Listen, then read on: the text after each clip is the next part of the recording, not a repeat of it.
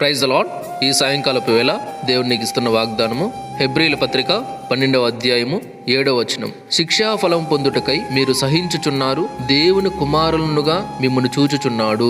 తండ్రి శిక్షింపని కుమారుడెవడు? శిక్షాఫలం పొందడానికి మీరు సహిస్తున్నారు అంటే శిక్షలు భరిస్తున్నారు. అలాగే దేవుడు ఆయన కుమారులుగా మిమ్మల్ని చూస్తున్నాడు. మీరు శిక్షను భరిస్తున్నారు, ఆయన మిమ్మల్ని దేవుని కుమారులుగా చూస్తున్నాడు. తండ్రి శిక్షింపని కుమారుడెవడు? ఇప్పుడు తప్పు చేస్తే ఏ తండ్రి అయినా బిడ్డను శిక్షిస్తాడు. ఎందుకు?